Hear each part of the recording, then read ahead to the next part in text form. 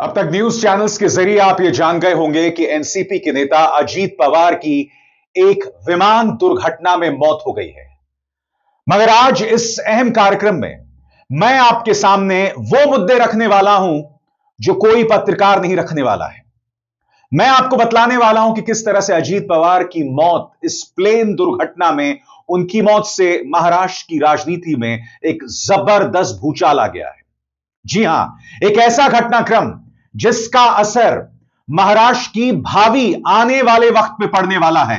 यह इतना बड़ा घटनाक्रम है, यह विमान हादसा। न सिर्फ अजीत पवार की मौत हो गई है इस विमान दुर्घटना में, बल्कि उनके साथ जो 5 अन्य लोग थे उनकी भी मौत हो गई है।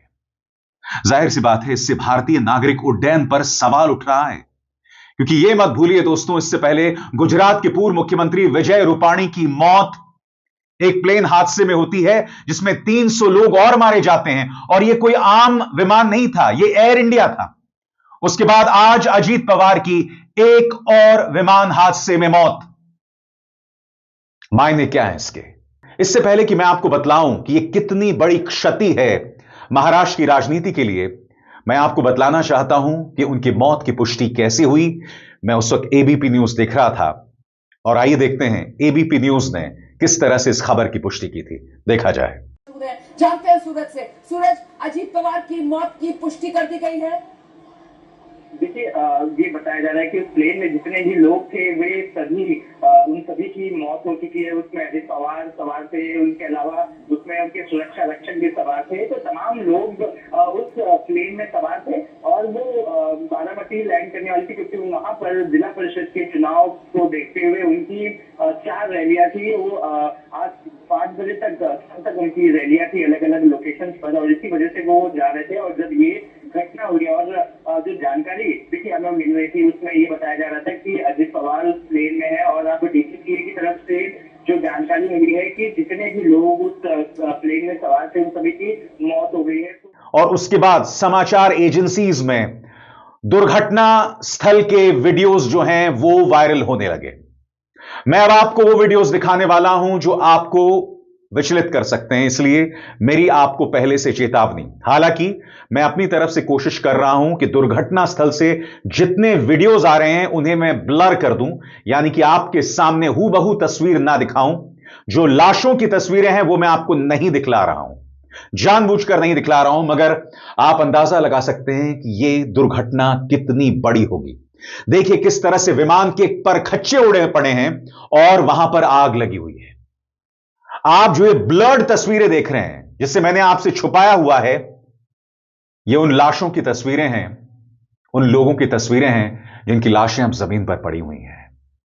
क्योंकि सिर्फ अजीत दा की मौत नहीं हुई है, अजीत पवार के साथ 5 अन्य लोगों की मौत हुई है।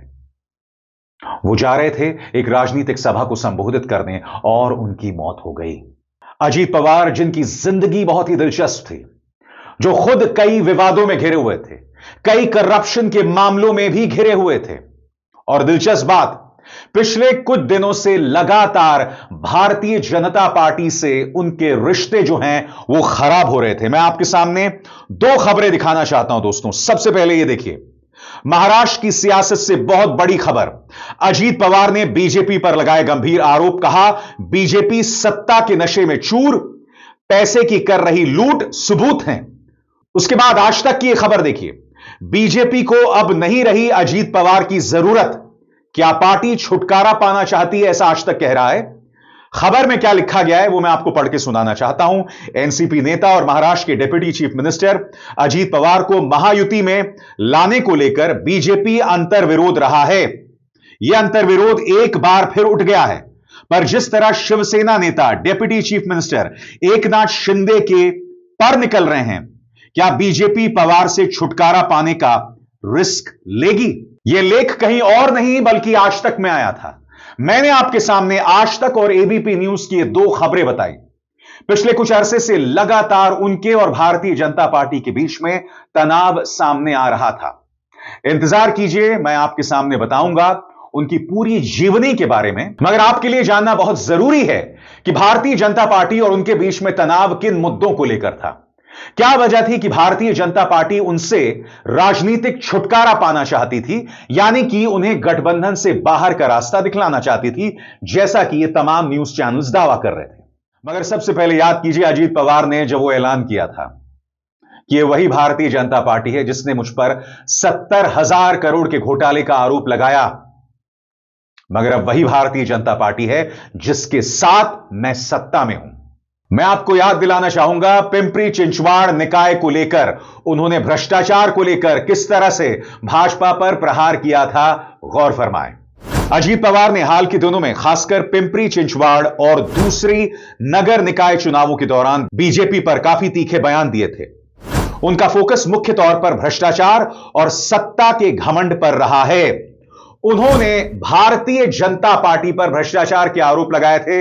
हालांकि अपने आप में विडंबना थी कि वो खुद कई भ्रष्टाचार के मामलों में घिरे हुए थे, जिससे बीजेपी ने उन्हें छूट दिला दी थी। आपकी स्क्रीन पर अजीत पवार ने कहा कि 2017 से 2022 के दौरान बीजेपी के शासन में पिंपरी चिंचवाड़ नगर निगम पूरी तरह से भ्रष्टाचार में डूब गया है। उनका आरोप था कि कभी अमीर माने जाने वाले नगर निगम आज कर्जे में डूबे हुए हैं और जमा पैसा बेवजह उड़ा दिया गया है। उन्होंने कहा था बीजेपी के राज में लूट के गिरोह सक्रिय थे और नदी सफाई, सीसीटीवी, ऑप्टिक फाइबर और स्मार्ट सिटी जैसे प्रोजेक्ट्स में भारी गड़बड़ी हुई है। पवार का दावा था कि उनके पहले के कार्यकाल में इतनी खुली लूट कभी नहीं देखी गई। सबसे बड़ी बात, पवार ने भारतीय जनता पार्टी पर प्रहार करते हुए कहा था कि उनमें सत्ता का घमंड है और उन्होंने यहां पर भ्रष्ट राक्षस शब्द का इस्तेमाल किया था। सही सुना आपने, भ्रष्ट राक्षस, गौर फरमाएं। एक रैली में उन्होंने भारतीय जनता पार्टी की नगर प्रशासन व्यवस्था को भ्रष्ट राक्षस कहा और बोले कि चुनाव में उतरने का मकसद इसी सिस्टम को खत्म करना है। उन्होंने आरोप लगाया कि बीजेपी में सत्ता का घमंड आ गया है और नगर निगमों में न तो पारदर्शिता है और न जवाबदेही। उनका कहना था कि बीजेपी शासन में अलग अलग तरह की माफिया खड़ी हो गई है। सबसे बड़ी बात, जिस सिंचाई घोटाले में वो आरोपी थे, उसी मुद्दे पर उन्होंने भाजपा पर प्रहार किया था। गौर फरमाएं, अजीत पवार ने याद दिलाया कि कभी बीजेपी नेताओं ने उन पर 70,000 करोड़ के सिंचाई घोटाले का आरोप लगाया था। उन्होंने सवाल किया कि बिना आरोप साबित हुए किसी को दोषी कैसे ठहराया जा सकता है, खासकर तब जब वही लोग आज सत्ता में साथ बैठे हैं। इसी बहाने उन्होंने भाजपा पर दोहरे मापदंड अपनाने का आरोप लगाया था और मैं आपको बतलाना चाहता हूं कि बीजेपी ने भी इस पर करारी प्रतिक्रिया दी थी। क्या कहा था बीजेपी ने, आपके स्क्रीन पर। भाजपा नेताओं ने पलटवार करते हुए अजीत पवार से आत्ममंथन करने को कहा था और चेतावनी दी थी कि जवाबी आरोप उनके लिए मुश्किलें खड़ी कर सकती हैं। विवाद बढ़ने पर अजीत पवार ने सफाई दी थी कि उनके बयान तोड़ मरोड़ कर पेश किए गए हैं और उनका निशाना पूरी राज्य सरकार नहीं बल्कि कुछ नगर निकायों का स्थानीय नेतृत्व था। और आगे बढ़ने से पहले एक जरूरी संदेश, मेरे कार्यक्रमों के लिए आप नोटिफिकेशन का इंतजार मत कीजिए, मेरे चैनल में जाइए और खुद जाकर कार्यक्रम देखिए और रहिए अपडेटेड। एक बार फिर देखिए दोस्तों, दुर्घटना स्थल का वो वीडियो। आप देख सकते हैं कि विमान किस तरह से जल रहा है और मैंने जानबूझकर कुछ हिस्सों को ब्लर कर दिया है ताकि आप जो लोग मर गए हैं उनके पार्थिव शरीर के उन हिस्सों को ना देखें, क्योंकि ये तस्वीरें विचलित करने वाली हैं। मगर जैसे मैंने बताया कि उनका मरना महाराष्ट्र की राजनीति के लिए एक बहुत बड़ी क्षति है। मैं आपको बताता हूं क्यों।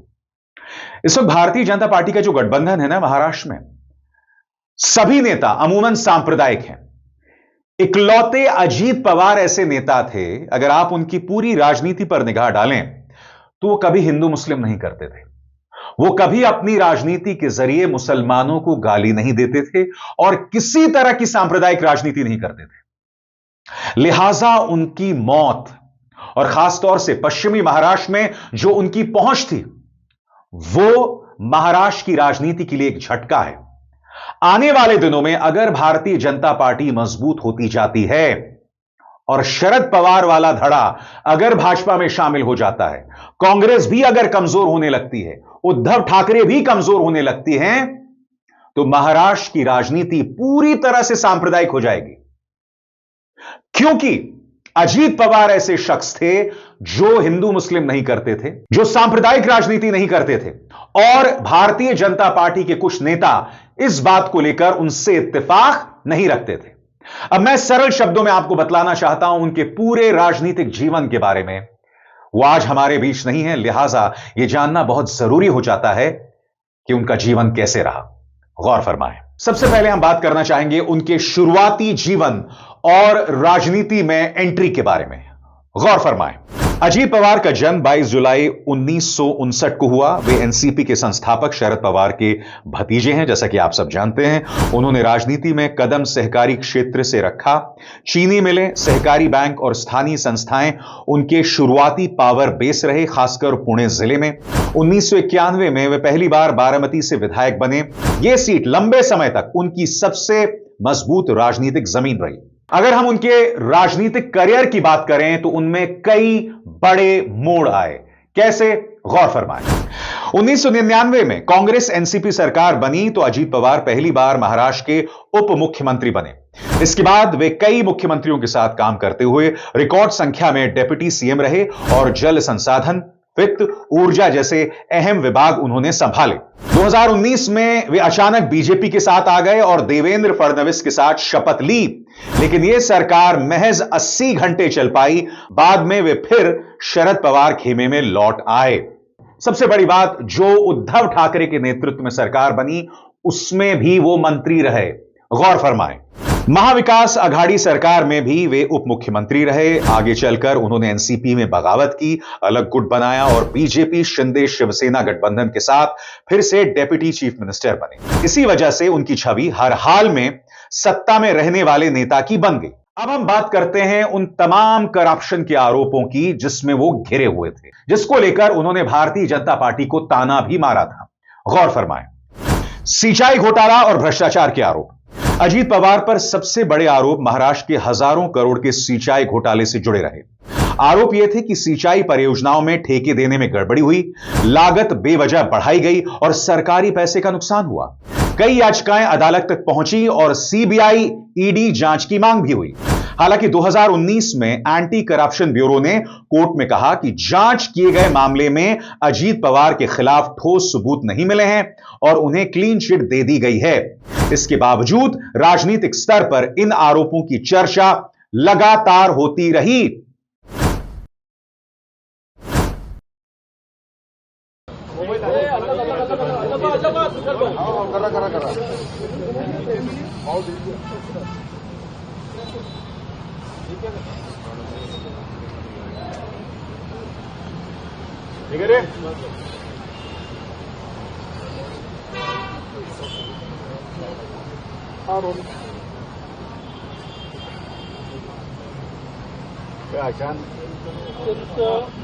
घटना घडलेली आहे.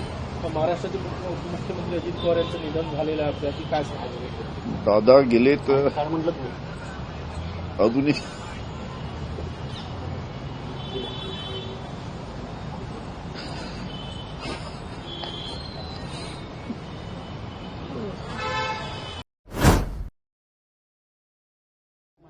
समस्त पवार परिवार और जितने भी समर्थक हैं उनको हमारी तरफ से संवेदना और शोक। मैंने बात की सुप्रिया जी से भी और उनकी मिसेज से भी। प्रधानमंत्री नरेंद्र मोदी ने भी अपने शोक संदेश में कहा है कि श्री अजीत पवार जो हैं वो लोगों के नेता थे और उनके जमीनी लिंक्स यानी ग्रासरूट लिंक्स बहुत मजबूत थे।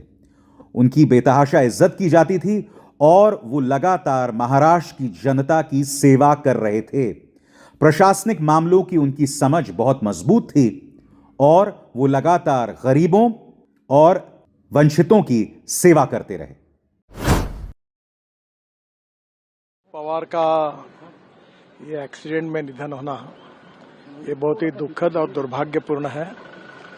पिछले 40 साल से महाराष्ट्र के राजनीति में मेरे बहुत घनिष्ठ मित्र रहे, उनके मेरे पारिवारिक संबंध रहे।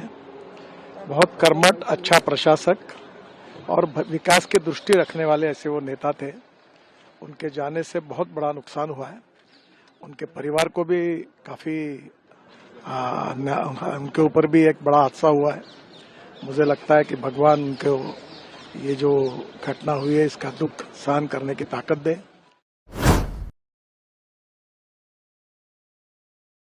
मुझे बहुत ही ये शॉकिंग न्यूज़ है, दर्दनाक है और हृदय विदारक है। आपसी मतभेद रहे हैं पर उनके साथ मुझे काम करने का मौका भी मिला है और अत्यंत कमिटेड और हमेशा काम से काम रखने वाले एक व्यक्ति थे।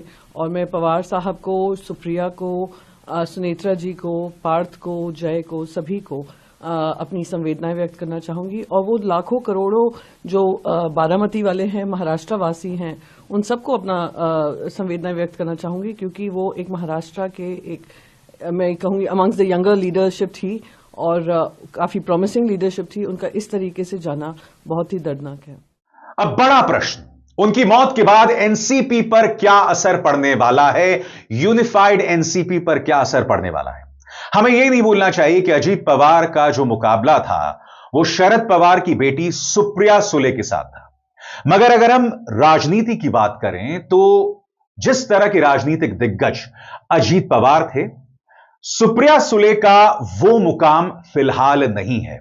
मगर यकीनन अब जो पावर सेंटर है वो शिफ्ट करेगा शरद पवार या सुप्रिया सुले की तरफ। मगर यह ना भूलें, हो सकता है कि अजीत पवार की मौत के बाद उनके राजनीतिक उत्तराधिकारी के तौर में उनकी पत्नी सामने आए। मगर यह भी हो सकता है कि हर गुजरते दिन के साथ जो मौजूदा एनसीपी है, यानी कि अजीत पवार के नेतृत्व वाली एनसीपी, धीरे धीरे उसका विलय बीजेपी में हो जाए या उसके तमाम विधायक सांसद जो हैं वो बीजेपी में शामिल हो जाएं। बहरहाल ये महज कयास हैं और हमें इंतजार करना पड़ेगा। मगर यकीनन अजीत पवार की मौत एक बहुत बड़ी क्षति है महाराष्ट्र राजनीति के लिए। हम यही उम्मीद कर सकते हैं कि ईश्वर उनकी आत्मा को शांति दे। अभिसार शर्मा को दीजिए इजाजत। नमस्कार।